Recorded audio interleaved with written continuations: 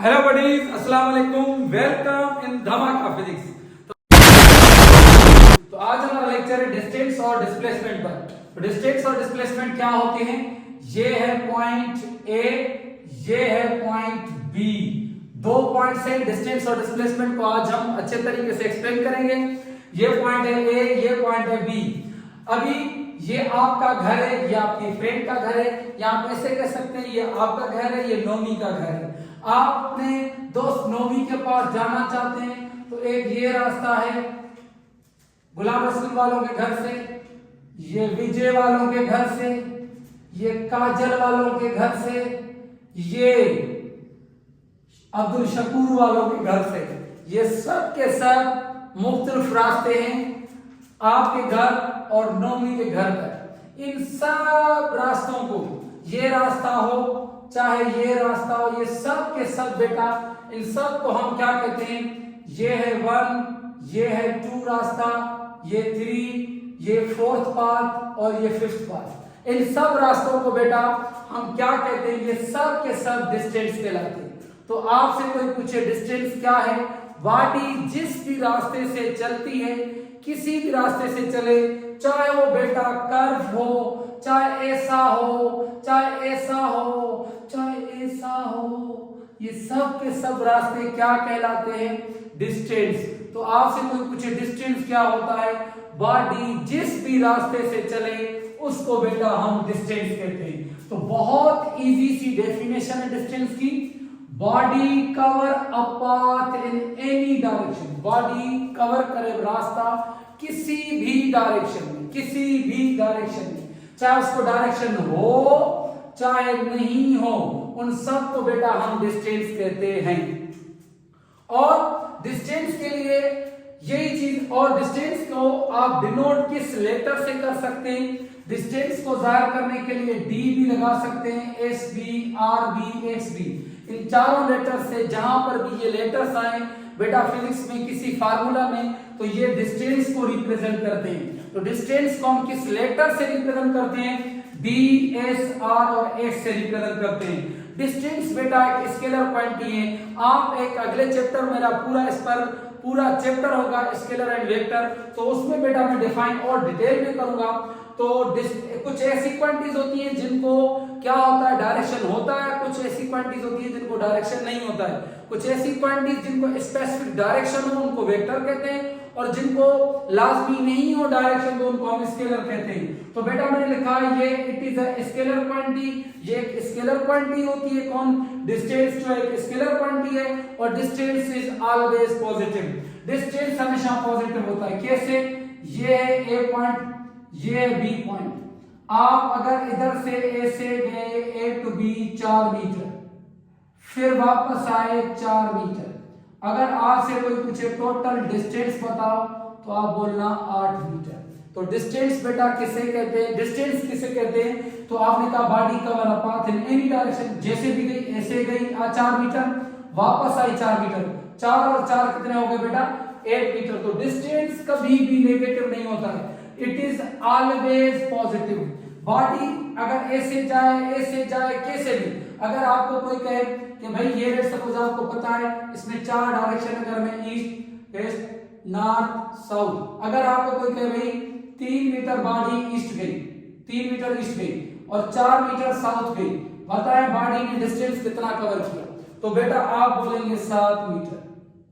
क्यों? क्योंकि डिस्टेंस हमेशा बेटा क्या होता है? पॉजिटिव होता है। और डिस्टेंस दो पॉइंट्स के बीच में क्या है? लेंथ है। तो इसीलिए इसका यूनिट क्या है? मीटर है। और लेंथ का यूनिट आपको मैंने लास्ट लेक्चर में ऐसा सिस्टम में बताया था कि डिस्टेंस का यूनिट क्या होता है? मीटर, और लेंथ का यूनिट क्या होता है? मीटर। तो इसी हिसाब से डिस्टेंस का बेटा भी यूनिट क्या बनेगा? मीटर, और इसका सीजीएस सिस्टम यूनिट क्या बनेगा? सेंटीमीटर। और आपको मैंने लास्ट लेक्चर बताया कि लेंथ का यूनिट एफटी सिस्टम में क्या बनता है? फुट। तो अगर इनके आप सेंटर लिखना चाहें तो मीटर को आप स्मॉल एम से, सेंटीमीटर को सीएम से, और फुट को एफटी से, इन लेटर से बेटा आप इनको जाहिर कर सकते हैं। उसके बाद नेक्स्ट पॉइंट आती है बेटा कि ये सिंपल बातें डिस्टेंस के लिए, और उसके बाद बेटा आता है डिस्प्लेसमेंट। आपसे कोई पूछे डिस्प्लेसमेंट क्या होता है? तो डिस्प्लेसमेंट, अगर ये चारों के चारों क्या है बेटा? डिस्टेंस है। अगर ये 5 के 5 रास्ते मैंने बनाए, 1 2 3 4 5, ये पांचों के पांचों बेटा रास्ते हैं डिस्टेंस। मगर इनमें से एक ऐसा रास्ता है जिसको पर्टिकुलर डायरेक्शन है और एक स्पेसिफिक डायरेक्शन में, तो उसको बेटा हम डिस्प्लेसमेंट कहेंगे। डिस्प्लेसमेंट याद रहे कि डिस्प्लेसमेंट डिस्टेंस का बेटा टाइप होता है। डिस्प्लेसमेंट एक टाइप है किसका? डिस्टेंस का। ऐसा रास्ता जिसमें एक ही डायरेक्शन हो। देखें ये वाला ऐसा रास्ता है बेटा 3 वाला जिसमें एक ही डायरेक्शन है, चेंज ही नहीं हो रही है। बॉडी इधर से ऐसे जा रही है तो इसका पर्टिकुलर डायरेक्शन बेटा क्या है? Continue same. तो बेटा हम इसको क्या बोलेंगे? ये डिस्प्लेसमेंट है। अगर आपको कोई कहे ये पॉइंट है, एक 1 पॉइंट है, ये 2 पॉइंट है, इन दोनों के बीच में डिस्प्लेसमेंट बनाकर दिखाओ, तो आप ऐसे बनाएंगे, ये सीधा बिल्कुल जो स्ट्रेट पाथ होता है उसको बेटा हम कहते हैं डिस्प्लेसमेंट। तो डिस्प्लेसमेंट हमेशा सीधा और स्ट्रेट और स्पेसिफिक डायरेक्शन होता है, तभी बेटा हम उसको वेक्टर कहते हैं। डिस्प्लेसमेंट वेक्टर होता है। वेक्टर उस क्वांटिटी को कहते हैं जिसको पर्टिकुलर बेटा डायरेक्शन हो। The shortest distance between 2 points, 2 points के बीच में सबसे इनमें से छोटे से छोटा कौन सा है? ये 3 वाला। The shortest distance between 2 points, 2 points के बीच में सबसे छोटे से छोटे डिस्टेंस को हम डिस्प्लेसमेंट कहेंगे। दूसरी point, the distance between 2 points in a particular direction, 2 points के बीच में जो डिस्टेंस हो पर्टिकुलर डायरेक्शन में बेटा उसको भी आप डिस्प्लेसमेंट कहेंगे। डिस्प्लेसमेंट को जो जाहिर करते हैं इन लेटर्स के ऊपर अगर आप एरो दे देंगे, डी सिंपल लिखेंगे तो ये डिस्टेंस को जाहिर करती है, अगर डी के ऊपर एरो देंगे तो ये बेटा किसको जाहिर करती है? डिस्प्लेसमेंट को। तो it is denoted by D arrow, S arrow, R arrow और एक्स एरो। इन चारों लेटर्स के ऊपर अगर एरो होगा तो बेटा वो डिस्प्लेसमेंट को जाहिर करते हैं। नेक्स्ट पॉइंट ये मैंने बता दी कि वेक्टर क्वांटिटी होती है। अच्छा, जो बहुत ही इंपॉर्टेंट है, मैंने आपको पहले क्या बताया कि 4 मीटर ऐसे गई, 4 मीटर ऐसे गई, ये बेटा डिस्प्लेसमेंट। अगर इस पे डिस्टेंस मैंने पूछा पहले तो आपने क्या बताया? 8 मीटर। अगर बेटा कोई इसमें से आपसे पूछे डिस्प्लेसमेंट बताओ तो आप कहना 4 मीटर। ये अगर डिस्प्लेसमेंट क्योंकि ए से गए तो ये पॉजिटिव, ए से आए तो ये नेगेटिव, प्लस के 4 और माइनस के 4 बेटा क्या हो जाते हैं? 0। तो जब भी कोई बॉडी अपनी पोजीशन पर सेम जगह पर वापस आ जाती है तो उसका डिस्प्लेसमेंट क्या माना जाता है? 0। ये पॉइंट बहुत ही इंपॉर्टेंट है बेटा डिस्प्लेसमेंट के लिए। अगर आपको वेक्टर पढ़ा हो तो अगर आपका बेस अच्छा है तो इंशाल्लाह आगे मैं कुछ ऐसे लेक्चर्स रखूंगा जिसमें मैं सिर्फ और सिर्फ डिस्टेंस और डिस्प्लेसमेंट की प्रॉब्लम्स करवाऊंगा। ये अपनी अच्छी बेस बनाए, फिर आगे जाकर मैं इनके बहुत अच्छे अच्छे आपको प्रॉब्लम्स सिखाऊंगा। तो बेटा अगर ये पॉइंट है ए टू बी, ये ए है, ये बी है, ए टू बी आप गए 4 मीटर और बी टू सी आप इधर गए 6 मीटर। अगर आपसे कोई पूछे डिस्प्लेसमेंट कितना है, डिस्टेंस कितना है, फिर से रिपीट कर रहा हूं, ए टू बी गए 4 मीटर, फिर बी टू सी आप आए 6 मीटर, तो बताएं डिस्टेंस कितना हुआ? शाबाश, सोचें कितना हुआ? आ रहा है? नहीं आ रहा होगा, होशियार है आप। डिस्टेंस कितना है? 4 और 6, डिस्टेंस हुआ 10 मीटर। 4 ये 6 ये 10 मीटर। डिस्प्लेसमेंट सर 4 ये 6 ये 10 होगा? नो, ये प्लस के 4 नहीं है तो ये माइनस के 6, प्लस के 4 माइनस के 6, माइनस 2 मीटर। तो डिस्प्लेसमेंट वेक्टर क्वांटिटी है और ये वेक्टर में आप बहुत अच्छे तरीके से बेटा आगे सीखेंगे। रिमेंबर दैट डिस्प्लेसमेंट क्या होता है, इतना भी याद करना है कि अगर आप ए से 2 मीटर गए फिर वापस आए 2 मीटर ए से सेम जगह पर, अगर रिटेन जगह सेम जगह पर आ रहे हैं तो उसका डिस्प्लेसमेंट 0 माना जाता है। तो और नेक्स्ट पॉइंट, अगर कोई बॉडी इधर से देखिए ए से सेम जगह पर आए, कंप्लीट सर्किल जब बॉडी करती है उसका भी डिस्प्लेसमेंट 0 होता है। अगर बॉडी कोई ऐसे क्लोज शेप बना दे, ये ए पॉइंट है, ये बी तक गई, फिर बी टू सी गई, फिर सी टू डी गई, डी टू ए गए, तो ये इस पूरे क्लोज्ड पाथ में डिस्प्लेसमेंट आपका 0 माना जाएगा। क्लोज्ड पाथ में डिस्प्लेसमेंट 0 होता है।